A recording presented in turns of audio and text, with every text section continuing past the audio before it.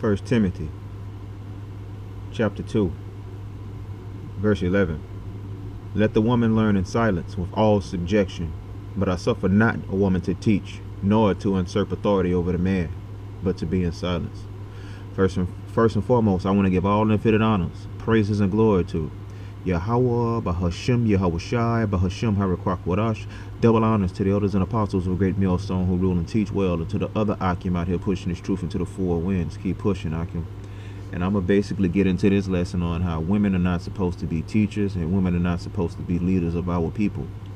Now, living in America and living in the Western world and in today's world, which is ruled by Esau Edom, a lot of things are ass backwards. All right. And one of the biggest things is when you look amongst Israel, amongst our people, right, you see a lot of women leadership.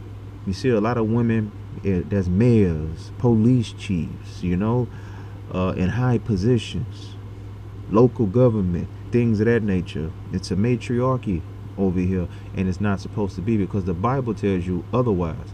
Now, let me read the scripture that I opened up with. This is 1 Timothy 2, and I'm going to start at 11.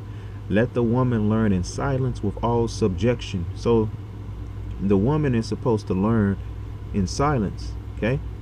And when it says learn in silence, basically you take the low road and you look up to the men as your teachers, and you don't do no debating and all that. You can ask questions. So when it says learn in silence, it's not saying just shut the hell up and listen. You know, you get an understanding of what's being taught to you, but you don't want to take no lip from you.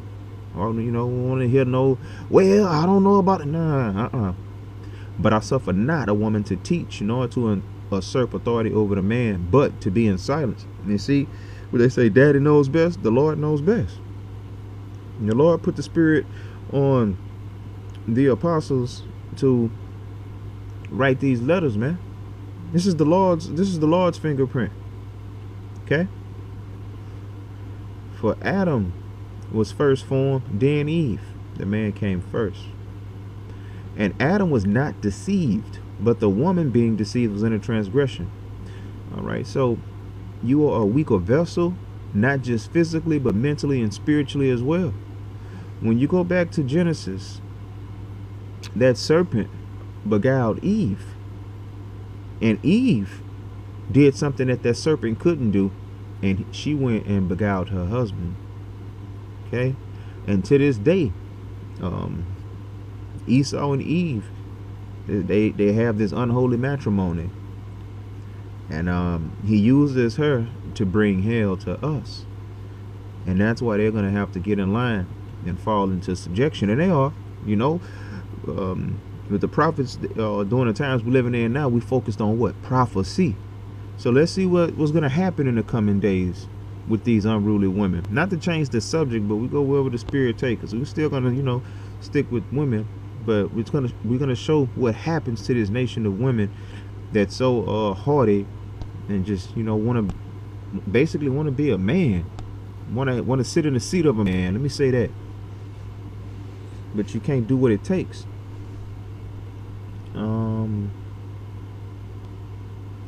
This is Isaiah 3 and 16. Moreover, the Lord saith,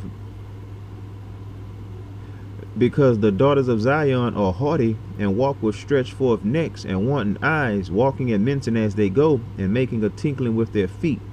Therefore the Lord will smite with a scab the crown of the head of the daughters of Zion, and the Lord will discover their secret parts.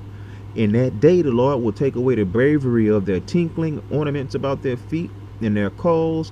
Now it's just telling you that the so-called black woman is going to be stripped. She's going to be stripped bare. Okay? That proud ass attitude with her hands, with her nose stuck up in there, the Lord is going to take that away, because 911 is going to stop working. Funding is going to stop going out to feed you people and to house you people and to clothe you people. And a lot of stuff is just going to happen that you just didn't see it coming, because if you did, you would have hearkened to the voice of the Lord when he spoke. Okay, I'm going to finish reading. All right, these are the things that's going to be basically taken away. The chains, the bracelets, the mufflers. And these are all different things that represent comfort and complacency and just living nice. Women love to be comfortable and love to live nice. And this scripture is basically saying that that comfort and that nice way of living is going to be stripped, and it's going to be stripped fast. The bonnets and the ornaments of the legs and the headbands and the tablets and the earrings, the rings, nose jewels, changeable suits of apparel, clothes, and the mantles and wimples and crisping pins, the glasses, fine linen, and hoods and veils. And it shall come to pass that instead of sweet smell, there should be stink. Hey man, we basically here with that, bro. These women, they'll take a bath and they'll come out that motherfucker still stinking, bro. And instead of a girdle, a rent, and they losing their shape, and it's just gonna get worse, man. And instead of well set hair, baldness. Bro, you gotta know who they talking about. That's from wearing all those wigs and frying your hair with that goddamn perm, man, which is a damn science project, man. You leave a can in there too long, get a dissolve a cold drink can. And instead of a stomach, a girdling of sackcloth and burning instead of beauty.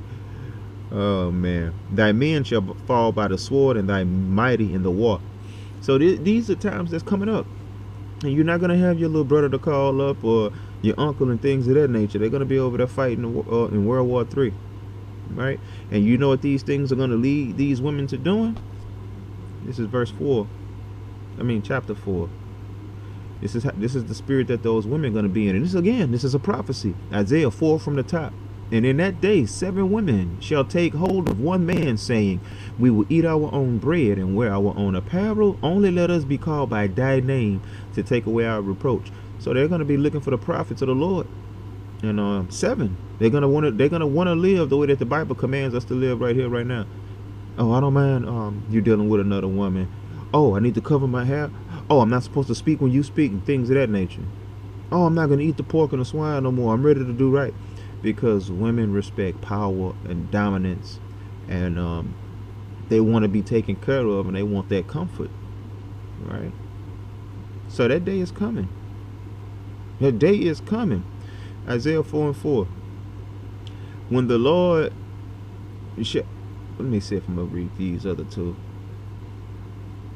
I'm gonna read it. I'm gonna read down to verse 2.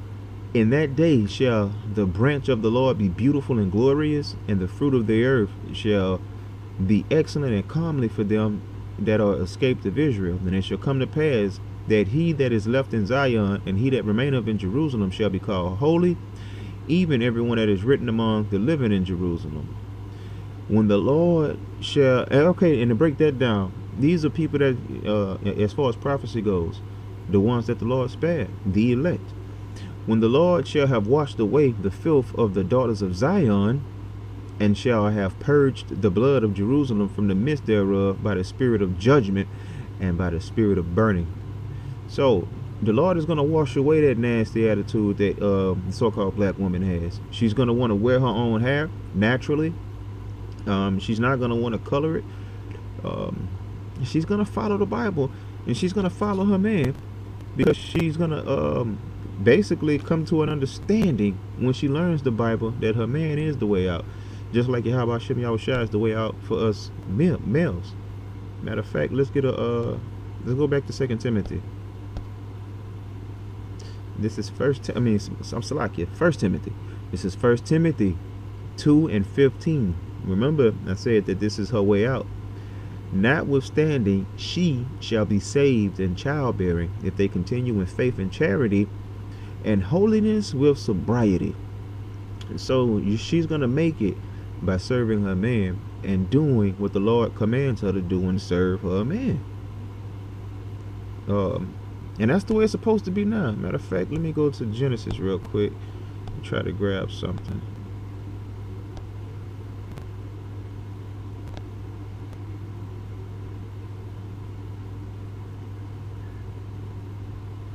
All right, this is Genesis 3:16. Now this is after the fall. This is after she was deceived and brought that deception to old Adam. This is Genesis 3:16. Unto the woman he said, I will greatly multiply thy sorrow and thy conception. In sorrow thou shalt bring forth children. But this the part right here. And thy desire shall be to thy husband, and he shall rule over thee. Okay?